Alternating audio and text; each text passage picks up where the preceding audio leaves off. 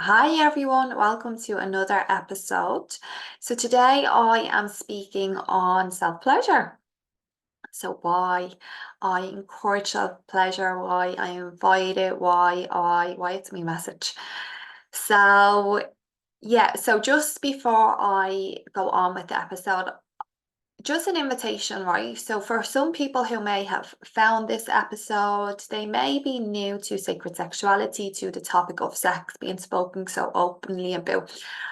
So society has conditioned us to believe that sex is dirty, it's shameful, it's wrong, that it needs to be kept quiet. So that is a big belief that like we can feel shame around. I know I did. Plus, you will have your ancestral beliefs, your family beliefs that have been passed on to you, and you may have your own experiences that make you feel all these ways in regards to sex and self-pleasure. So my invitation will be to come with a curious mind. This is educational purposes.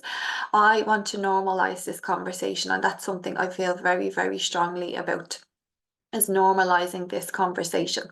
And if at any time you feel that it's just a bit overwhelming, that in your body you feel like your body is tensing up or anything, always listen to your body. Always listen to what's going on. And you can maybe pause this for a sec and do like a little shake or a dance, a bit of movement. You may feel that you're ready to come back after that, or you may like go off and may not come back to the podcast for a week, a month, or whatever. But listen to yourself, okay? But my invitation is to come with an open and curious mind. Just to give you another insight on like self-pleasure and sex and like how beautiful it is and like the benefits of it. So I would be encouraging and inviting everyone to create a self-pleasure practice, self-pleasure ritual, whether you are partnered up or not. Even I found like even when it comes to sex and self-pleasure, even people who are like kind of comfortable talking about sex, when it comes to self-pleasure, they're like, oh my, it's still that self-pleasure is still this, like, even with people who are more comfortable talking about sex, the self-pleasure part is a bit like, oh, that's a bit much for me. Do you actually do that? Like, should we be talking about that? Like, I don't know if I want to do that. And I find that people who are partnered up, have a partner, like they also think like maybe if they didn't have a, before they had a partner, they were self-pleasuring, but now that they have a partner, they don't self-pleasure anymore. And I would be inviting everyone, every single person. Like I'm talking, when I talk about self-pleasure, I'm talking to every single person on this earth, no matter what you identify with. As I'm going through this episode, I will obviously be addressing, like I'll be talking directly about like a woman's body because I am a woman, I identify as a woman, I am trained to support women in this field. But you'll still get some key takeaways no matter what your body is. So yeah, so I find that they people who are partnered up, even if they self-pleasured before, they don't feel that there is a need to self-pleasure now that they're partner because they are engaging in regular sex. And listen, I do understand that, but at the same time, like my experience from self-pleasure is just like it is where you find your power. So when I began my training last year, my female sexuality training, we obviously would have been taught and would have been guided through practices, self-pleasure practices, all type of practices. And like from the beginning, we were encouraged to create a self-pleasure practice, a self-pleasure ritual. And this is when I started to get a deeper understanding for my body, a deeper understanding in regards to my sexual energy, a deeper connection to myself, to my body. I got more intimate with myself. I began to start loving myself in different ways than I thought possible. And it's also a healing tool. So I found that I was able to move to move through things, like when I'd be engaging in a self-pleasure practice, that like something will come up in regards to something, like it could just show up unexpectedly, and I was able to move through it with the sexual energy. So this, I suppose, this whole episode is to give you a different understanding of self-pleasure. So I realized in the last episode that I record, I probably got like my intention is when I do these podcasts, before I sit down, I open my channel and I ask the goddess to speak through me. So it's just like whatever comes out of my mouth is it's just coming out. So it might be a bit scattered, but I've learned to, I'm accepting that part. So there may be structure, there may not, but sure, look, whatever comes out, comes out. Excuse me. So yeah, so what I will do is, like, towards the end of it, like during it, I will be giving you like tips on things to welcome into your self-pleasure practice, and just like, yeah, just another approach to self-pleasure. So yeah, I found my power in self-pleasure. I started to understand my needs, wants, and likes. And again, just coming back to my body, I started to connect more deeply to my body and understand what was going on in my body. It gave me this deeper connection to my body, not just when I was engaging in self-pleasure, but just like every day. Um, it increased my intuition. And getting back to the body part, I was able to, because like there's different forms of orgasms that we can have. So most of us know the clitoral orgasm, and that would be what we mostly go for if we can orgasm. But I mean, like, there is like G-spot orgasm, the cervical orgasm, there is breastgasm, full bodygasm, energeticgasm, like a toegasm. Yes, toegasm for anyone who is into that. So there's so many things that's available to us within our body, that if we give ourselves the time, the space, and go in with it, go into our sessions with a intention and with time, and not feeling pressure from ourselves. We get to understand ourselves more. We get to understand our bodies more. We get to tap in and awaken our sexual energy even more. Even if you're engaging in sex with a partner, you get to it's just this transformational experience, I feel. And it just you just start to see it as this, like, it's another way of connecting to God, like, to divine love. Because I found through my self-pleasure practices, again, I know I've said this a couple of times, that I did find that I'd be transcending, that I would be feeling this deep connection to unconditional love, which to me is God, or the goddess, or source, or whatever your name is for it. And so, like, right, when we engage in self-pleasure, there is a couple of things that we want to do. Okay, so self-pleasure, what we know, not what we know of it, what I'm gonna say what we've been taught about it, but like, have we even been taught, like, when we were younger? So it's only what we see on like, if you see things on porn or like films or whatever, it's just like hands straight down the pants, straight to the clit, give it a little cliff lick, and then you have this little peak orgasm. And for me, you might use a vibrator as well. So for me, when I was doing that, I would feel like, oh God, is that it? And then I'd feel this like shame and disgust come over me. So then obviously I began like the training, and I went deeper with my self-pleasure practices. But just getting back to like what I was saying, like, even so, self-pleasure ritual, right, is more about connecting slowly, which is more of a divine feminine aspect. Okay, when I'm talking about the divine feminine and the divine masculine, they are archetypes, energies that exist within us, no matter what we identify as. Sorry, I'm just gonna have some water. So yeah, so think about it. Self-pleasure. Um, what I knew before and what a lot of people think of when they think about it, it's just like straight down, quick flick and a peak orgasm that doesn't last for long, which not orgasms do, but it's not very expansive.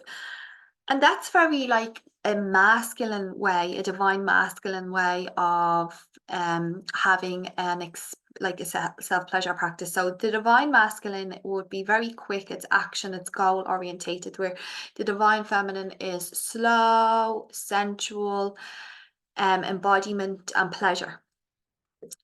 So that way, that quick way of having a self-pleasure practice, it's a very masculine way of having a self-pleasure practice. But what I am talking about is more like you're moving into the feminine way of having a self-pleasure practice, and it's not goal orientated.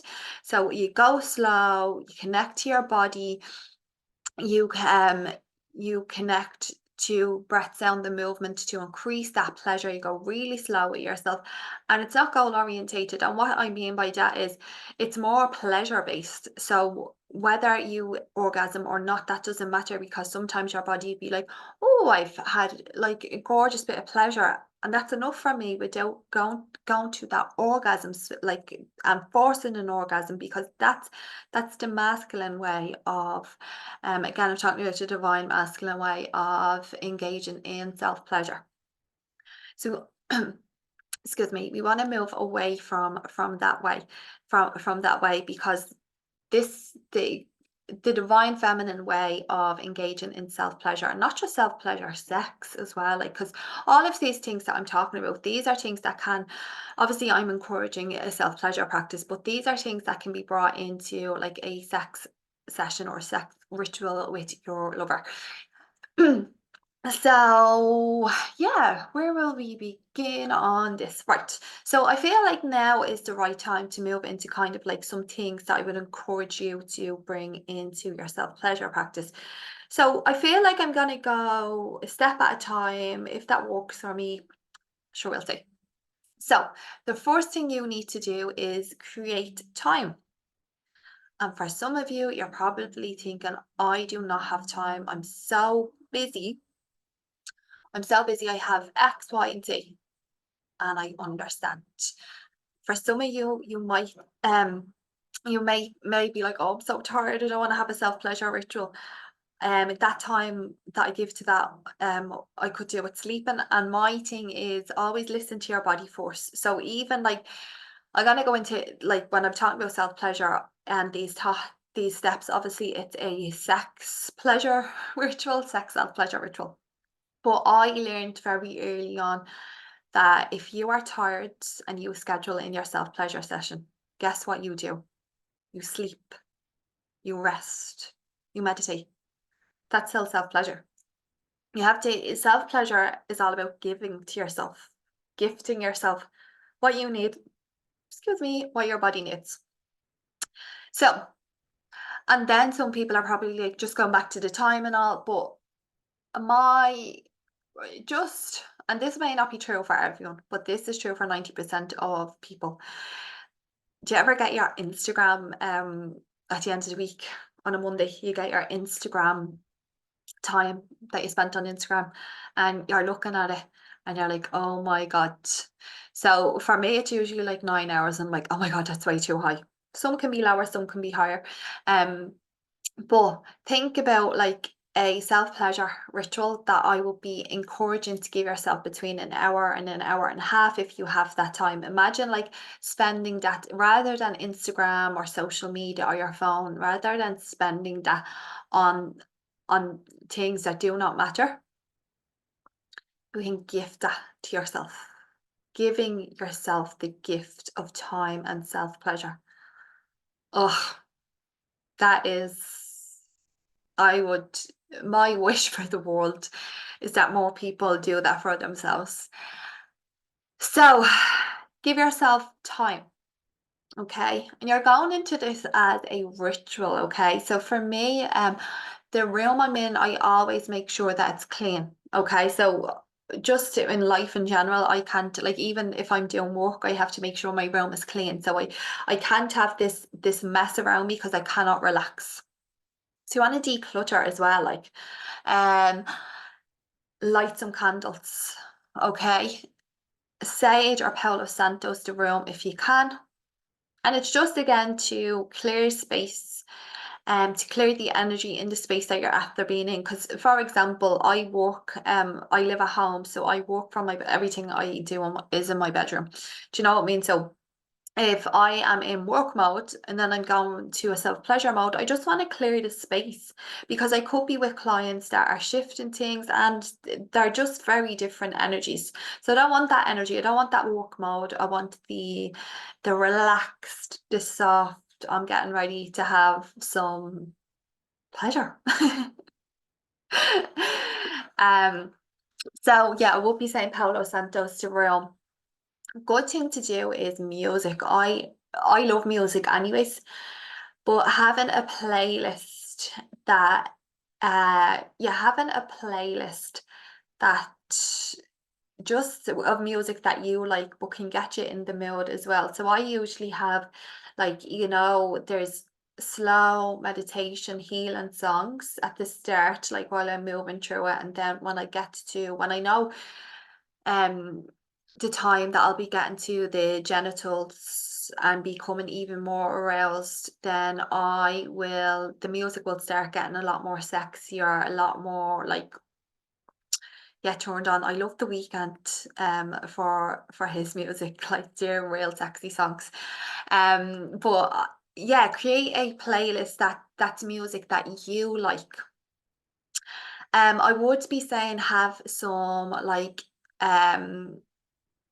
some what's the word I'm looking for? Some oil, so natural based oil, so like coconut oil. You don't want anything that is like has any fragrances or essential oils or anything, because if you're bringing that to the genitalia, that can create a pH imbalance. And the reason why I would be recommend bringing some oil is because you're gonna be massaging your body, and then like your vulva, your clit, it likes to have a lot of slip. And I know obviously we have our own juices that flows through us, that when we are aroused and we get more turned on and like our juices begin to flow. But it's just to help, because sometimes when you're doing it like and it gets a bit dry, it's not nice, isn't it not? So it's not as pleasurable. So yeah, and make sure you're warm. Oh my God, I have to be warm, because if anyway I get cold, then if I'm in the middle of it and I'm cold, I'm like, I just have to give up because I'm not comfortable. Like, so make sure you're warm, or maybe you're a warm person and you need a chill, but you know what's best for you anyways. So you're gonna go really, really slow. Now it takes a woman on average 45 minutes to warm up, and some women can take longer. So like that whole like going for it real fast, like a woman's not really aroused. So you want to include all the areas of your body. Okay, and leave the genital to last. And what I mean is like use your hands, use your fingers to move all through your body, connecting to each part of your body. Moving down, including the breasts for a woman. For all of us, we want to include the heart within our self-pleasure practice, because the heart is a bridge between the spirit world and the earth world, our body, between the divine masculine, which is Shiva, and the divine feminine, which is Shakti, which is energy, which is life force, our sexual energy coming up to meet consciousness, and they connect within our heart space. So an open heart means like we can feel more unconditional love, we can give more to ourselves. And then when you get to the vulva, instead of going straight for the clit, and again, it's like really, really slowly start to like kind of explore other areas. So like the outer labia, the inner labia, which would be the lips, so the outer lips, the inner lips, around the urethra. I can never say this word, the urethra. I know that's not right. It's it's not urethra. Not, I can't pronounce it anyways, but this would be where like the where the way for a woman comes out, but there's still there's a lot of nerves all around that, like, so, and then around like just the entrance of our vagina, like, so explore all and then move to the clit. And sometimes the clit might be too sensitive, and like the clit has, I think it's 1,000 nerve endings, 800 or 1,000 nerve endings. It actually has more nerve endings than the tip of a penis. So, like, but you don't have to go fast. You can go nice and slow with it. And something to help expand on all this pleasure is a tantra practice. It's not even a practice, it's like encouraged, like through these self-pleasure, through your sex practices with a partner, is breath, sound, and movement. So breathing deep belly breaths, exhaling from the mouth. So why we do that? So the breath is our life force energy, but deep belly breaths, expansion of the belly, it actually helps to regulate our nervous system. When we have a regulated nervous system, we feel safe within the body. And safety is key for us to be engaging in self-pleasure or sex session. The more safe we feel, the more relaxed we feel, the more relaxed we feel, the more pleasure we can feel. So I'm sure if you have followed me on Instagram, you will hear me like, safety is number one, safety is number one, safety is number one. Like, you have to have a regulated nervous system for you to drop it fully into your body to feel more pleasure. The breath also helps us like shift energy, so clear emotions, just what I was saying, or like any type of energy, like stuck energy, like as I was saying, like when we engage in a self-pleasure practice consciously, or even with a sex session with our partners, like there will be emotions that may want to move through us, and the breath helps us do that. So movement, what I mean with movement is our hips. So this activates our Shakti energy, like, so our feminine energy, our creative energy, our pleasure energy. Shakti is the sexual energy, so our pelvis holds our sexual energy. So when we are like moving the hips, our sexual energy is being awakened, okay? And also going back to the healing again, for our ancestral trauma is held, especially sexual ancestral trauma, it's held within the womb space, the energetic womb space. Excuse me. If you do not have a womb space due to hysterectomy, or you don't for some reason have a physical womb, so our ancestral sexual trauma is held here, and also in the root chakra. Okay, so activating, moving this hip, when we are actually engaging in self-pleasure or a sexual energy, like, and we're moving it, that does help heal our ancestral trauma as well. Especially when it comes to like sexual trauma, or like even like feminine wounds. Do you know what I mean? So like the movement is very important, and the movement helps you move sexual energy as well, which that's what we want to do. We want to gather up the energy. Um, the breath as well, just coming back to the sexual energy, when we're bringing the breath, we're bringing it down to our, down as much as we can go to our pussies, to our yonis, but don't force the breath, okay? And then we have breath movements on. So sound, excuse me, sound helps us activate. So the throat and the yoni are connected.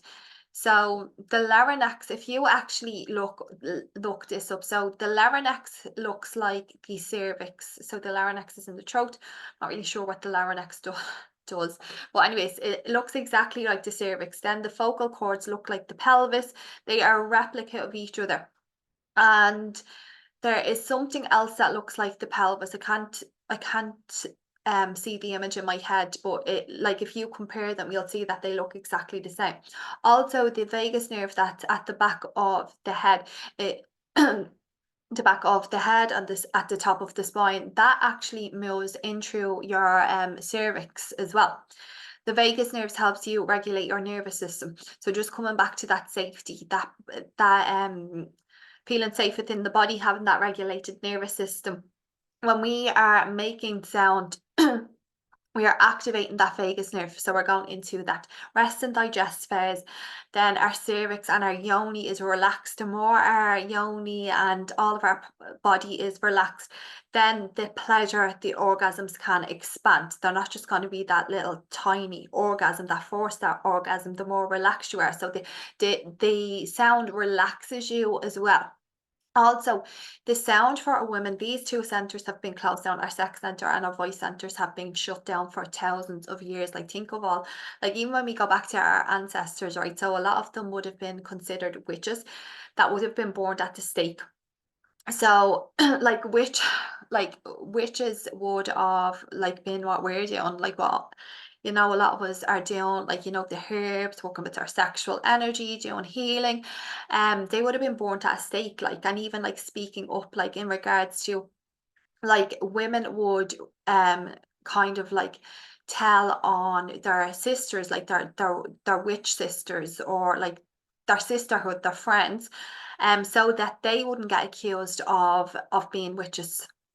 Do you know what I mean? So it's all connected. And then think about like a woman, like a woman isn't dare to to speak up. They are dare to be seen. They're not dare to be heard. They're dare to be seen. And that was actually something I uncovered. I had an ancestral belief around that a couple of weeks ago. Um, so again, it's ancestral, do you know what I mean? And truth. And also you may have your own experiences with your throat. So this is where it comes back to your power, that voice, that sexual energy, like, they are your power. They, as anyone, but as a woman, as a woman, that they are your power. So it's so important. And then also, like, as you're engaging in self-pleasure, you'll start to understand, like, as I said earlier, going back to your wants, likes, needs, and desires. But you will start to see, like, especially if you there's different times of the month where our cervix drops, and our cervix, obviously, not obviously, we can have a cervical orgasm. But there's times within the month that it is easier for us to have them. So in our luteal, which is our pre-menstrual phase, and then when we menstruate, our cervix drops. I found as well, sometimes, for me anyways, like at an early stage of the follicular phase would be just after you kind of move through menstruation. So you start to understand, okay, actually I can connect to my cervix. I'm feeling my cervix dropped. I'm feeling this in my body. I'm feeling that in my body. So it's very empowering to know that about your body. Um yeah, so we talked about breath, sound, movement, and the importance of that. But that's so important, and that can expand your orgasms, and it gets you really, really present within the body. See, we want to be present within the body. We don't want to be up in the mind. And even when we're moving through our self-pleasure practice, if, like, for some reason we getting disengaged, or because especially if we're not used to it, it can be quite hard. But just keep coming back to it, and, like, even giving yourself like a little shake to shake the energy if you feel that you're stuck within your mind.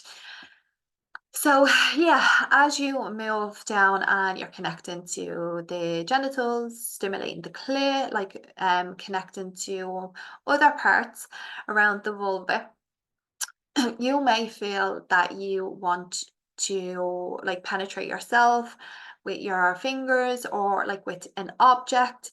But just coming back to, like, that arousal level, it can take up to 45 minutes for a woman to be aroused. Okay, so what I'm going to talk about, the sacred pause. I think I've spoke about this in the last episode. that I recorded. I can't really remember. But this is something that is really encouraged, okay? And it wouldn't be just on a self-pleasure practice. It is in a sex pleasure session with your partner or partners. So as you start to move down and you feel that you want to begin penetration, just at the entrance of the vagina, just have a sacred pause. And what that means is just place your 2 fingers or the tip of the object at the entrance and just have a pause and connect to your yoni and ask her, does she want penetration? Is she available for penetration now? If she says yes, then go ahead and enter really slowly. But listen to your body. If she says no, could be no, I'm not ready now, or no, I actually just don't want penetration. Listen to your body. Because what happens is if you penetrate when your body is not ready, when your yoni does not want it, you are forcing your body to do something that she does not want. So that means that your body will go into that fight or flight response. So your body will start to feel unsafe. It can start to cause around the vagina, the tissue is fascia tissue, and fascia tissue holds memories, okay? So your body will remember this, and when your body when you do something that your body doesn't, as I said, it goes into that fight or flight response, okay? So that's like that, oh, that phrase, that's a disconnection and disassociation, okay, that can cause. So that means that that can actually prevent you from actually feeling. Like, what I mean is, like, feeling as much pleasure. Your body starts to put up that armor around it to protect itself. So then it can cause that disassociation and for you to feel less pleasure. And if you are, like, again, like, penetration isn't the one thing that we all need, like, or the only way to experience self-pleasure or sex. It's like your body may or may not want penetration during that time, or may not actually be available for penetration at all. So always listen to your body. If you do, and again, it's just going slower. It's just keep going slowly. If you think you're going like too slow, if you think you're going too fast and too slowly, then just even slow it down more. Like, I always think, like, if you I'm gonna get you, if you're available, obviously, if you're not driving or you're walking or whatever, just don't do this. So I'm gonna get you to just on the top of your hands, just rub it vigorously with your fingers. Okay, so yeah, you probably felt something. Now, only do this if it's safe for you to do, like, you're not driving or not in the middle of something. So close your eyes now, and on the back of your hand, just connect to your breath first of all. And slowly run your fingers up and down your hand, staying connected to your breath. Now, what did you feel more? Did you feel the vigorous, fast, or did you feel the slow? So it's all about, excuse me, it's all about going slow. So yeah, so listen to your body, and it's not about goal orientated. So if you do move through penetration, just explore your body, like, so just see what feels right to you. I always think, like, your body actually knows exactly what to do if you get out of your mind. So yeah, yeah, I actually yeah, so listen to your body, okay? So your body may then just be finished. I'm just after experiencing so enough pleasure, and that's, I want to stop, you know that. So don't force yourself. Everything is about, like, just surrender. This whole process is about surrendering as well. So surrender to your body. If your body has had enough, listen to it. Excuse me. If your body has had enough, listen to it.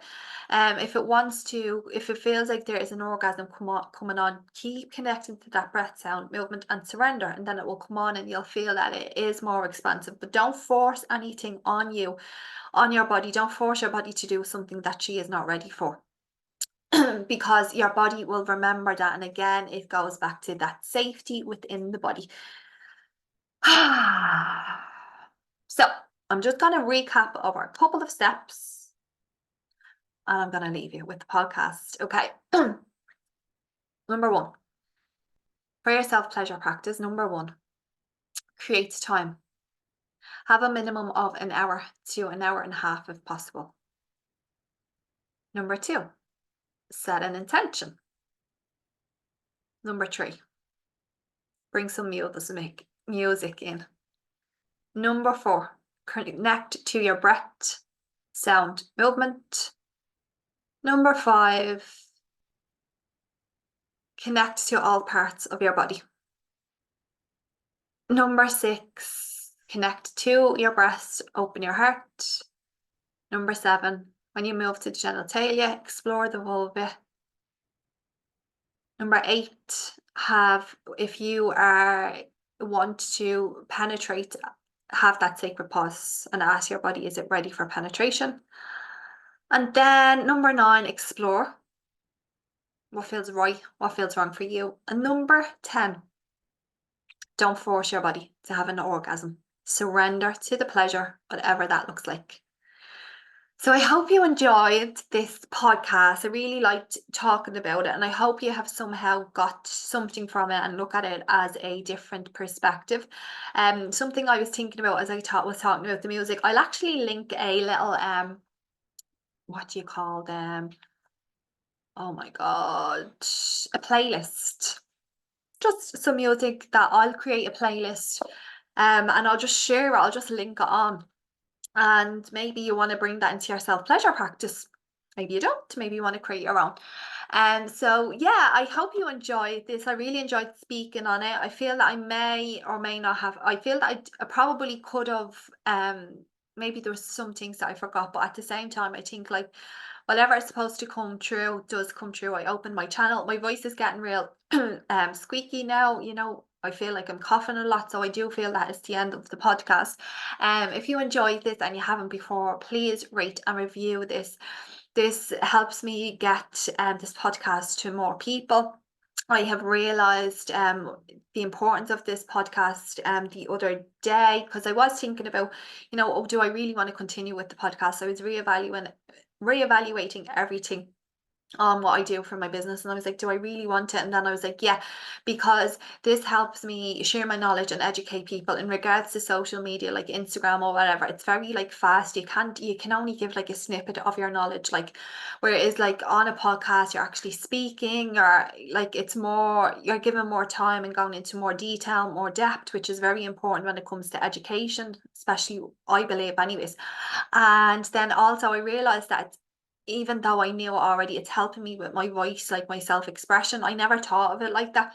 But the more I speak, the more I channel, like because it is channeled wisdom, as I said, the more it's helping me with my creativity, my self-expression, with my communication skills. So it's benefiting everyone. I also, in astrology, Mercury is my chart ruler, and Mercury is all about communication, speaking and writing. It's in the sign of Gemini, which is exactly the same. My sun is in Gemini. I have a Virgo rising, so I have a heavy mercurial placement, which is all about communication, speaking, writing, learning, teaching. So yes, thank you all for listening. I hope you enjoyed it, and I hope you go off and have a beautiful, sexy self-pleasure session. And if you do, I'd love to know your experiences, your takeaways. Even if you're just listening, you're like, oh, I didn't say it like that. I'd love to know your takeaways. I would love to know if you had a self-pleasure practice, and if you're just like, oh my God, why has no one taught about this? I talk very openly about this, which, as again, like I did say, that it's my hope, wish, dreams that this becomes normalized. So thank you, my loves, and I will chat soon.